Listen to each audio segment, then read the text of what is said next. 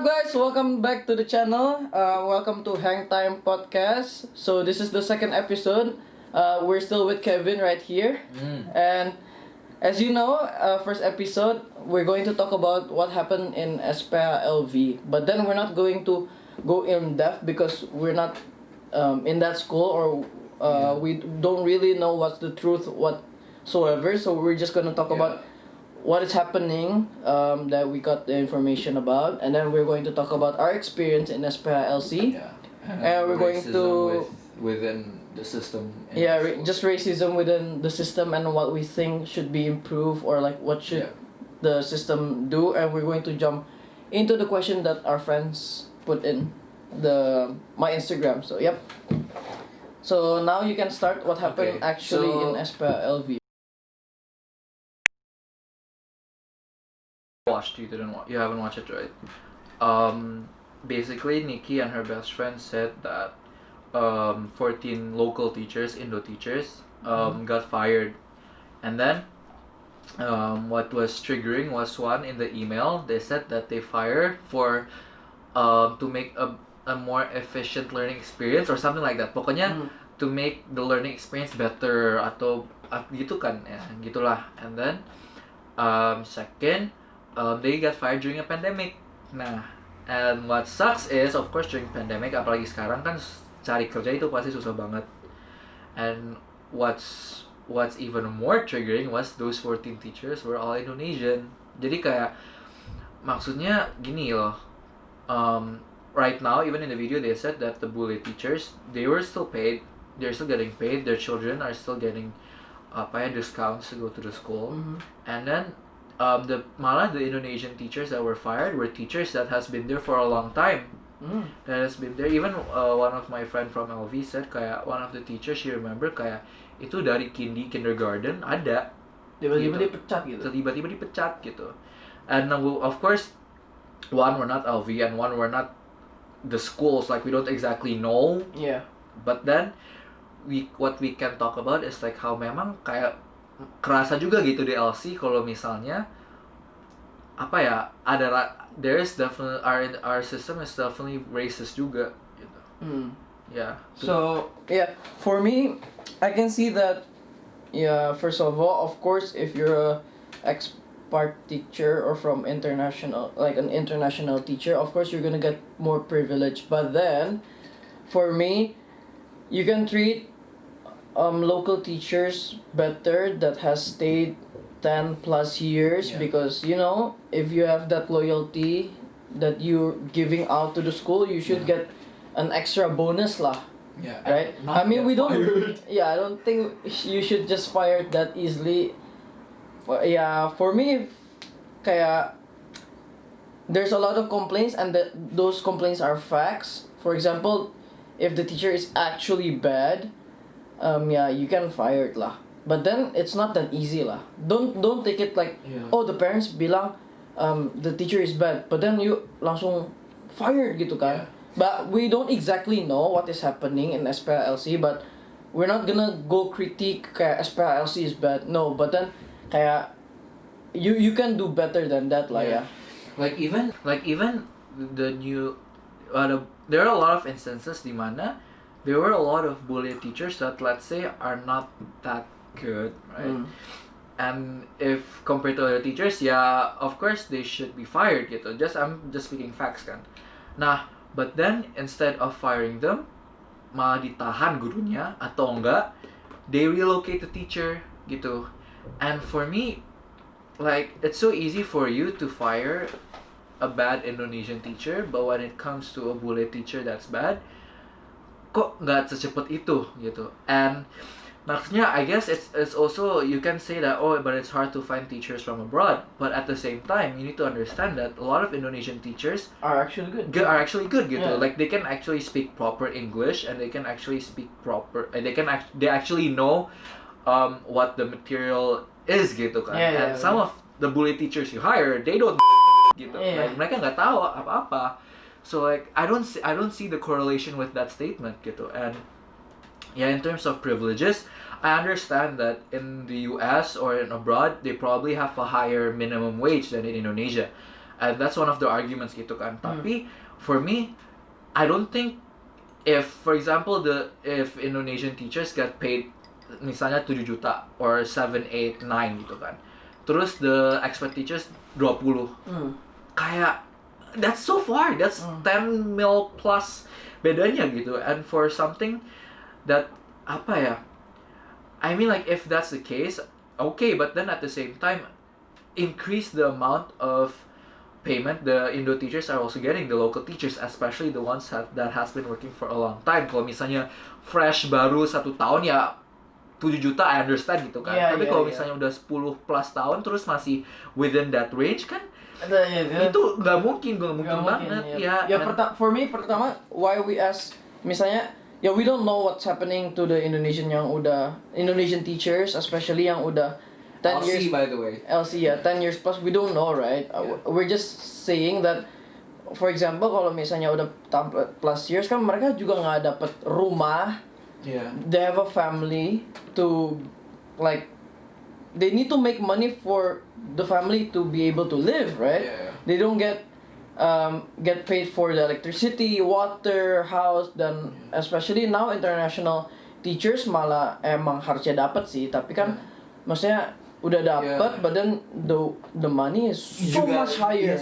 At least if let's say it's fine, of course mereka baru kesini berapa minggu, of course it's hard for them to find a place to live kan.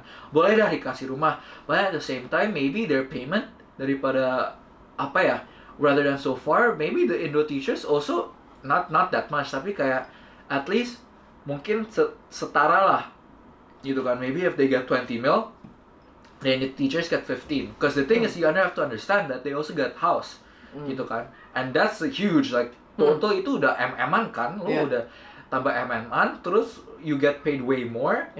That does not sit right. But then if the Indo teachers, let's say they get paid a lot at the same time, that's understandable, gitu. Jadi for me, we're not just making SPA look bad, but we're just putting out our opinions. But I don't know if our opinions are right or wrong, but kayak don't take it so personal that this is just a hang time to chill and talk what we think and what could be improved in our school, because we love SPA, man. It's with I grew up from kindergarten, right?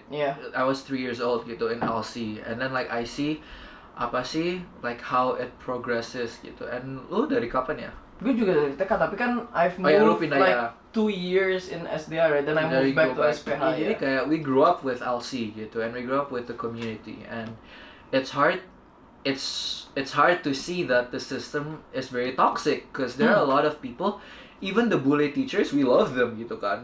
It's just the system is but at the same time, we can't deny that the system is benefiting one side of the party compared to the other.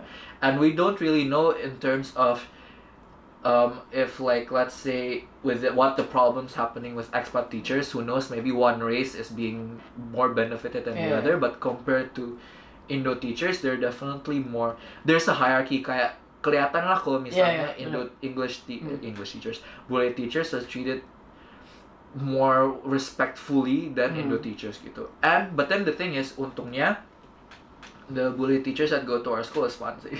Kayak nggak ada yang aneh-aneh juga, so like we can't blame them at the same time. It's not the teacher's fault, it's really the system's fault.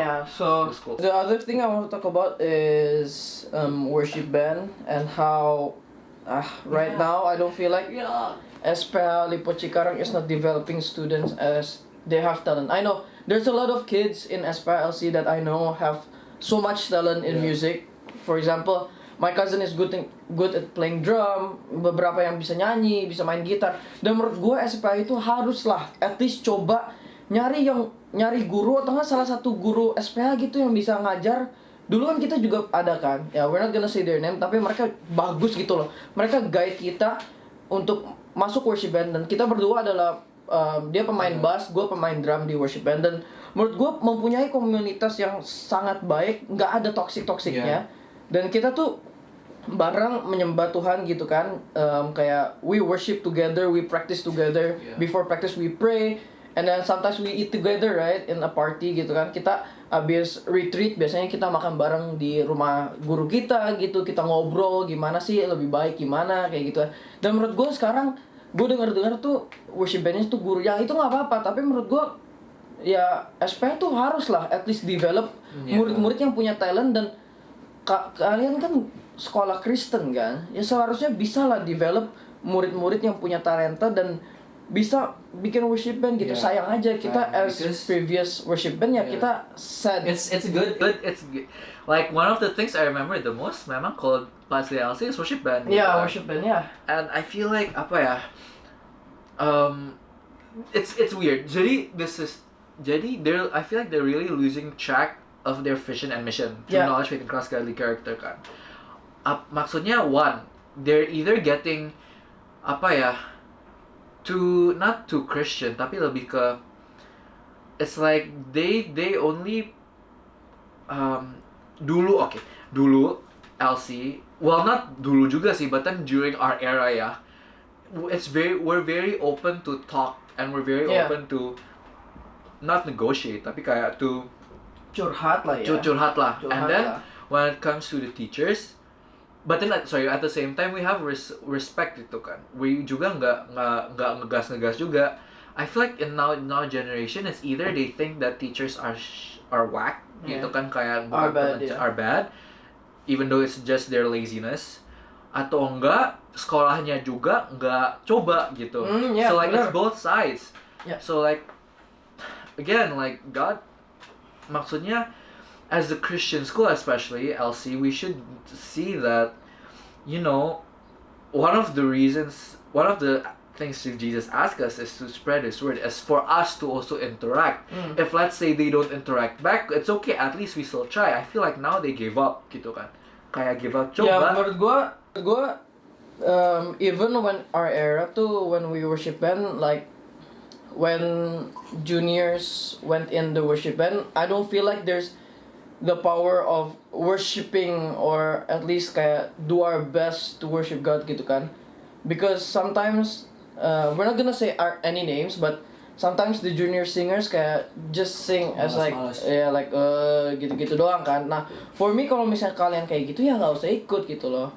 Walaupun you're shy atau nggak apa, this is not presenting to the people gitu. We're worshiping God for our sake gitu kan. Jadi kayak they lose track of that. Ya menurut gua we as Christian school ya harusnya kita develop dong apa yang bisa di-develop di community kita gitu. Dan one of the famous things that is in SBA is the community. Walaupun beberapa komunitas kita tuh toxic atau nggak ada drama-drama yang nggak penting sekalipun, kita tuh aslinya tuh satu keluarga itu karena kita kecil kan. What's known with LC is memang we're very small. Even though we're I guess far from the other campuses and like the main hub of Yayasan Tita Harapan gitu. Kayak we're still a small community gitu kan. And I feel like we're really losing track of the idea that we're doing this for God. We're not doing this for teachers. We're not doing this for the students. I feel like the system is really losing track. They're trying so hard to please the students, to please the teachers, that they lose track to apa sih, even it out, and they lose track that kayak memang akhir-akhirnya they have to do this for God. It's not about money. It's not about business.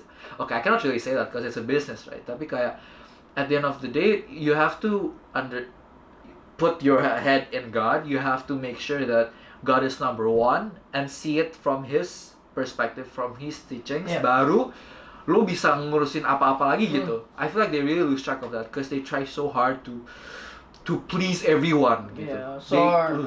Our solution is, come on SPA, you can do it better lah. Just develop your students in our school. I mean right now pandemi, tapi sebelum pandemic you can actually develop your students to just boost their talents, and bisa aja mereka bisa masuk gereja dan mereka pelayanan kan, who knows. Jadi so after we talk about those things, those crazy things, we're going to jump into the questions.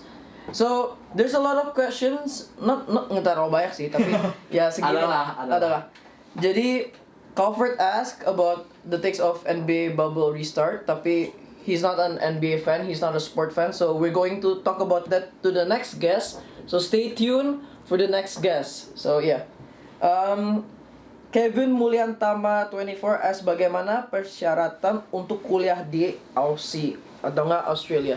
So right now I'm studying in Deakin University, taking film, television and animation in Melbourne, Australia. Menurut gue persyaratannya adalah ready for your mental. Mental kalian harus kuat karena pasti shock culture.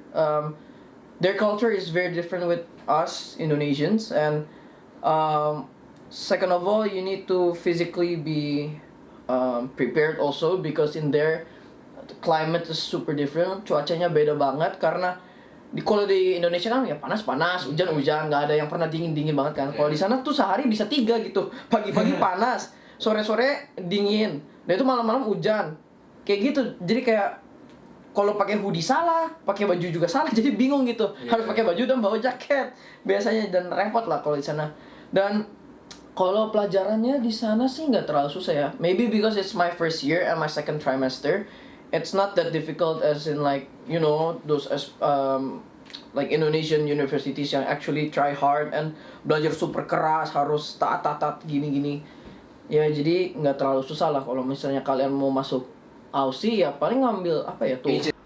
Get an agent. Ya get an agent. You just need to give your kartu keluarga, paspor. Pokoknya ya there's a list of what you need, and then just give it to the agent, and the agent will find you a uni for you. I feel like that's also for abroad, cause like I also tried to apply to Monash, right? And then I use agent, and then legit, I just need to. But find the agent yang gratis lah. Yes. Find the agent yang There's gratis. a lot actually. Yeah, Can we say brands nggak boleh? no need lah ya. No need ya. Free promo, bayar dulu kan? Bayar dulu ke kita. I'm gonna kayak support my agent kalau misalnya kalian mau dibilang. Tapi Kan sekarang kita IB right, so I guess when in English it's easy. Tapi kayak I think kalau misalnya kalian nggak ngambil IB ya IELTS ya. IELTS and TOEFL paling kali ya. Aussie TOEFL. I don't know. Adalah. IELTS, I think IELTS ya. Right? Pokoknya you need to take those tests lah pokoknya. Tapi I think you guys can do it if misalnya you guys want to go to RMIT, Monash, Swinburne, Semangat. Melu, I don't know sih. And there's a lot of Indonesian students. So Yeah, there's a lot. Tell that they really accept Indo students kan. Yeah, Deakin University ada. Me personally in Deakin University, dan I suggest you guys go there karena keren sih kuliah itu. Tapi kalau Melbourne University nggak tahu deh, itu susah banget sih. Yeah, that's like the high class. That's like the Harvard of Australia. Any Ya. national ini pasti susah. So next question is from Glenn_Yuwono. Talk about the whole LV situation. Tadi kan kita udah ngomongin. So the next question juga dari dia is home learning as effective as school? Try to promote it. Okay. Home learning is effective if you want it to be. Because I see online a lot of people complain about home learning, but then understand that it depends on how you respond. You can have the best teacher in the world, you can have the best environment in the world, but if you're lazy to study, you're lazy to study. You're not gonna it's gonna go in one ear and go out the other. Yeah. Jadi kayak lo tergantung lo aja gitu. Kayak even like for me, I realized dulu sebenarnya awal-awalnya I complain a lot, kayak ini apaan gitu kan. Tapi kayak the more I look back, the more I say, oh, I shouldn't have complained. I should have just ya udah, this is the just situation. go for it ya. You cannot kayak go the other way and just go to school, ya nggak boleh kan. Tapi what's interesting is that I've worked in SPLC for summer program, and I looked at actually summer program is not actually that bad, it's kayak dancing class, basketball class, kayak cooking class, actually kayak ngebond family together. Walaupun kadang-kadang kalian berantem kan, kalian bisa belajar each other kan. Dan menurut gue kalau misalnya Glenn bilang try to promote it, ya menurut gue you guys have family bond more, and you guys nggak usah capek-capek ke sekolah juga. I mean in sekolah kan asiknya ya you meet friends kan. Second of all, if you misalnya your teacher records the lecture or the class, you can go back and watch it again, and kayak it all depends on you whether or not you want to really study and just don't alt tab to YouTube or Netflix. You can actually work properly online gitu kan. So There you go, Glenn. That's the answer for you. And third question from him. Gila banyak banget Glenn, makasih loh. Should major examination be cancelled during these times, or an alternative way is necessary? Yes. See, One, because we also need to understand that, let's say taking TOEFL in an actual building with the actual teacher is different than taking TOEFL online in your bedroom. Yeah. So that should be taken into account. And also we have to understand that during these times, the one examining the either TOEFL, IELTS, or SATs or whatever, they might not be in the same right headspace gitu. Misalnya ada yang a paper misalnya, let's say have like your questions and answers, terus ada maybe if they were happier, let's say, they wouldn't say it's wrong, but then because they're kayak moodnya lagi negatif gitu, ya kita juga nggak tahu kan, oh this is wrong gitu kan. Jadi menurut gua kalau misalnya environmentnya, kalau misalnya di teachers yang di luar negeri itu environmentnya tuh baik atau moodnya bagus, ya pasti ada lah examnya dan mereka akan nggak bias gitu kan. Dan menurut gua sekarang kenapa di cancel, ya menurut gua examinator atau pokoknya yang bikin examnya itu pasti pusing karena kan mereka harus urusin examnya, harus ngurusin keluarganya, pandemi ini peraturannya ketat banget kan, jadi pusing kan. Makanya like our juniors, maksudnya kayak one class below us itu kan di cancel kan IB-nya, dan menurut gua ya itu ada minus ya ada plusnya juga sih. And I feel like if let's say universities kayak masih ragu-ragu nih, cause they definitely see scores from report card kan. Masih ragu-ragu good or not, at least have like a simple test that they can do from the university itself to see like in general like how they are gitu. Kalau kayak waktu itu kan my uni juga actually asked me to write like a few paragraphs like why do you actually want to take film, right? What's your passion after you finish graduating? You mau ngapain gitu. Jadi for me uni itu juga harus lihat passionnya murid itu di mana, bukan cuma ngambil exam lah. Semua ngambil exam juga bisa, misalnya kayak that's true. Misalnya I take film nih ya, I have a test of film history or like belajar about camera gitu-gitu. Everyone can just succeed that because everyone can just study and memorize. Tapi do you actually have the passion of doing it kan? Jadi kayak menurut gua gitulah, itu bagus ya. Okay. So from our classmate from nego.bego, that's Elizabeth. So she asked story time yang lucu. Biasa itu waktu itu house, it's our last year kan gitu. It's our last year. And then we had to perform as a band gitu kan. Nah, his house his house performed before me. And then his house begonya ya, lo main drum pakai air, of course lantainya becek kan, basah. Woi, basah banget. And then after that was me. And when we were about to perform, kita kayak nervous kan, kayak ini basah banget. And then kayak I remember orang-orang kayak ambil tisu, ambil lap gitu, lap. And then I was the first one to perform. And begonya gue rap kan. Itu pernah rap sama sekali. And then I suddenly choose to rap. Bego kan, gue juga sih bego. And then I rap, I forgot all the lyrics man. Terus gue pikir ini semoga gak ada yang rekam, please no one record this, I don't want to remember this at all, I forgot all the lyrics. And coba gue nyanyi semuanya. And at the end, dala-dala gue nyanyi dala-dala English version, aneh kan. Itu kita di sekolah SPHLC itu kita ada 4 rumah lah ya dibilangnya grup. Jadi kita ada warna kuning, hijau, biru, dan merah.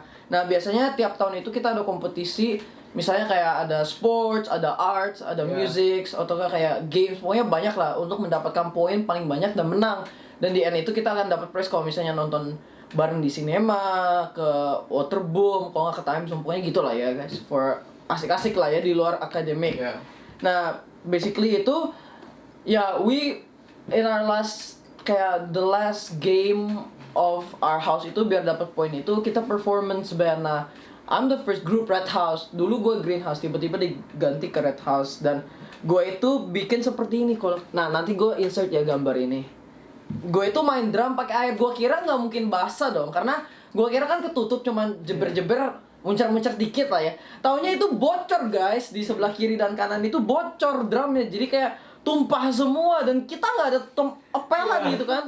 Di gym bawah toilet di cewek dan cowok juga nggak ada. Jadi kita pakai tisu satu pak di lap-lap, dan kita juga feel bad sih karena abis our performance langsung mereka gitu, nggak ada time to clean up dulu kan, nggak ada GS. Gue masih nggak tau, gue sampai stres gitu kan, terus kayaknya sampai calm down, what do you need? I don't know what ini. Terus abis itu gue lupa liriknya Ya, semuanya. menurut gua house games itu one of the best lah ya, karena kita kayak there's times to chill, jadi I kayak have one other story. tiap Friday itu kita ada 1 hour to just like play games yang di-provide sama itu, misalnya kayak basket, 3v3, badminton, mini soccer, hockey gitu. Pokoknya asik lah. Tapi kadang-kadang ada beef sih di situ kalau misalnya kita berantem ya ada, tapi kayak menurut gua it's part of it, kayak it's fun gitu loh. Oh, I want other story. Ini dulu banget gue baru ingat. Jadi I forget, pokoknya kan SPA we sometimes have like sport events, right? Like mixed class. Jadi kelas ini sama ini like have sport event. Terus ada satu nih, and we have to play soccer. I don't know soccer kan. Terus gue katanya gue jadi middle apa sih? Midfielder. Ya midfielder. Gue kiranya. Vincent nggak bilang sih, tapi Vincent cuma suggest gue coba tanya, karena kan Kevin itu anaknya teacher kan, teacher music, dan ya menurut lu how do you feel sih, kayak apakah ada sesuatu kayak pressure atau enggak beberapa murid di SPA itu ngeliat lu sebagai anak teacher nih, lu privilege gitu? So enggak sih. Maybe because our school is small ya. Jadi kayak they know me as me gitu kan. Gak ada keren-kerennya gitu, just biasa. Cuman kayak for me personally, I have pressure gitu. Because like I'm still a kid. Like maksudnya as much as I want to bolos kelas, as much as I want to go out and stuff, nggak boleh. Cause I'm a student gitu kan. Bener. Maksudnya I'm anything I do, I'm bringing my mom's name. And then of course I definitely made mistakes. Ada bahkan instances where I get angry gitu, and kayak pokoknya especially dulu apalagi puberty gitu, emotions gak bisa I cannot handle it kan. And then sampai even my parents got angry. Tapi maksudnya it's understandable gitu kan. It's like if let's say you have a close relationship with someone in your job, and then that other person did something bad, pasti you're gonna get affected as well. Like they're also going to see how you work gitu. Apalagi parents are gonna say, oh, how is my mom treating me gitu kan. And that might affect her work. Jadi gitu. ada pressure itulah ya, ada pressure-nya pokoknya. Tapi sekarang udah hilang. Because dulu my mom kan udah nggak di situ lagi kan. And second, I guess when I'm in puberty, I have hormones lah gitu lah ya. So I cannot handle stuff. And then also, I guess a positive thing that I learned is because my mom is a music teacher, I feel like my love for music itu tambah gitu. Cause like it's fun seeing music not by listening to it. It's fun seeing music from like theory, and also like seeing how people interact with music gitu. And also because my dad kan also music teacher kan, but private gitu. Adalah sekolah musiknya. But so like he has his own private school, and my mom works at school. Jadi kayak I see how teaching and how music teaching in particular can really affect someone, and that's the cool part. So we've been talking so much about school education and stuff. It has been fun. So thank you guys for watching. Sorry guys, I baru potong rambut this morning. So if I look like a 12-year-old ya gitulah. So thank you guys for watching. Jangan lupa subscribe untuk and subscribe to my channel. Subscribe to his channel karena I'm gonna put the link in the description below. Description below. He's gonna put so much content, and it's gonna be so much fun. So subscribe to both. Both of us. Don't forget to subscribe because I'm going to have a lot of interesting guests next episode, and you're not one. You guys. You will not want to miss it. You guys nggak mau miss lah this guest lah, interesting banget lah. Pokoknya asik pokoknya. So don't forget to like, comment, things that you guys actually want to know next. Maybe we're going to invite him again and our other friends, because we're going to think about inviting 2 of our friends yang beda jurusan. Karena gua ambil film, dia ambil psychology. Satu lagi ngambil IT engineer gitu, satu lagi ngambil graphic design. Dan ini tuh 4 hal yang sangat berbeda, dan pasti kalian mau belajar tentang beberapa hal tentang kuliah. Dan kita kuliahnya beda-beda sih. Kecuali gue sama temen gue yang kuliahnya di Australia sama. Jadi so see you guys in the next episode of Hang Time Podcast. Bye bye.